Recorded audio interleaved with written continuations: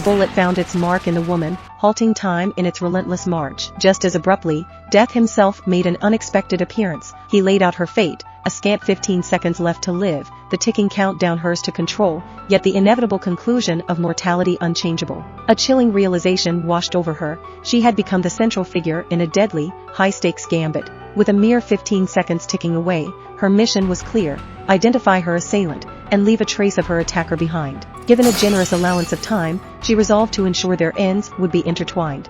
Start!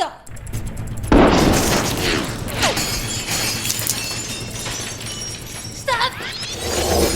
The countdown read 14 seconds, and pain surged back with a vengeance. Racked by agony, she stood resolute, refusing to capitulate. Start! Stop! She managed to catch a glimpse of her attacker's face, a revelation that left her reeling. Her attacker was none other than her client, little May. Not long past, May's mother had been struck by illness, and the woman had served as her pharmacist. Following an inexplicable series of events, May's mother ended her life with pesticide. She pieced together the puzzle, deducing little May blamed the prescribed medicine for her mother's tragic end, thus seeking vengeance. In her current predicament, however, clarifying the misunderstanding was not an option. She surveyed her surroundings, resolute to exploit every second of the remaining 13. Stand up!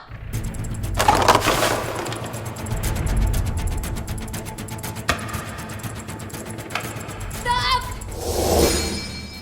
She strewed white powder across the ground, aiming to deter little May from stepping inside, afraid of leaving incriminating footprints, thereby squeezing a few more seconds for herself. Stand up!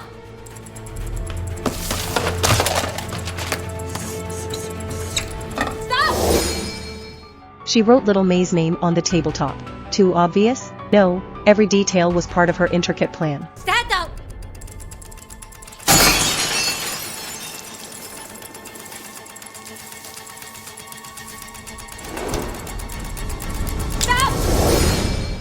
She let go of her marker, creating a situation where any attempt at alteration by little May would necessitate a different pen, alerting the authorities to the variance in ink. Such a simplistic ruse was prone to be deciphered by little May. Yet, it was inconsequential. These were mere diversions. Her ultimate aim was to ensure their shared doom. Stop! Skillfully, she plunged twin stems into an electrical outlet, knowing full well that upon release, the moisture-saturated stems would meet with the table's surface water. If her assailant, Xiao Mei, dared to clear the cryptic words on the table, she would need to face the floral obstacle. A damp table, though, wouldn't hold the key to electrocution, so she had to get creative. Stand up! Stop! With the floor now a mirror to the table, a watery path lay in wait for Xiao Mei. If she chose to stand by the table, her feet would kiss the liquid layer beneath, transforming her into an unwilling conductor. The table water and the floor's reflection would conspire, sparking a shocking surge of 100 volts, potent enough to steal Xiao Mei's breath away. On second thought, the woman's resolve wavered. Stand up! Stop! She retracted one stem from the outlet, turning down the lethality of her engineered trap. The haunting memory of Xiao Mei's true motive loomed heavy.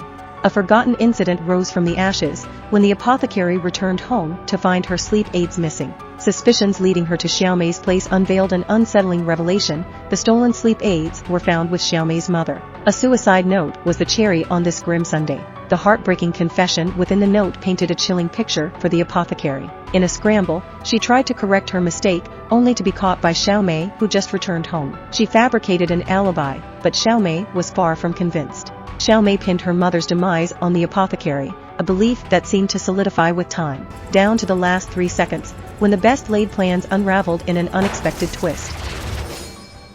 But things didn't go as planned. Just moments earlier, Xiao Mei had caught the woman looking back at her. This prompted her to rush to the window and fire a fatal shot. So, the countdown to the woman's death was suddenly under a second. Looking at the suicide note on the floor, she knew this was her only shot. Could she change her fate in the last moment of her life? Stand up!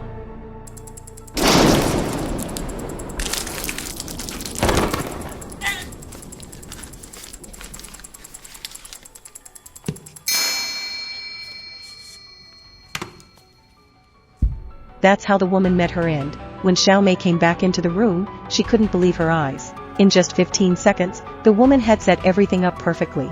Xiaomei grabbed the slippers she had ready and put them on before entering the pharmacy so she wouldn't leave footprints. As she was about to change the writing on the desk, she noticed something odd about the pen. She figured out the woman's plan. This was a different pen. So she found the woman's tossed away pen and used it to change the words on the desk.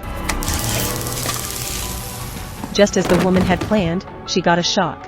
When Xiaomei woke up again, the room was spinning. She grabbed a marker and changed the name on the desk. At the same time, she heard the security guard outside and knew she was running out of time. Before she left, she noticed a strange letter in the dead woman's hand. She thought it might be important, so she took it with her. When she opened the letter, she was shocked to find it was her mother's will. Turns out, her sick and weak mother, who didn't want to be a burden on her daughter, couldn't stand living off of others anymore. She refused to take her medicine, which made her mind deteriorate. She even stole sleeping pills from the pharmacy to take her own life. But what would happen to her daughter if she died? In her confused state, the mother switched her daughter's vitamins with the sleeping pills, hoping they could die together. She revealed all of this in her will. Luckily, the pharmacist found the will and stopped the mother's terrible plan. After a failed suicide attempt, the mother poisoned herself and died. When Xiaomei found out the truth, she couldn't stop crying. She couldn't believe that the pharmacist she killed was actually her savior. She dropped to her knees and cried her eyes out, feeling guilty for her terrible mistake. Even the Grim Reaper was touched by the woman's actions. He used his power to write Xiaomei's name next to the dead woman's.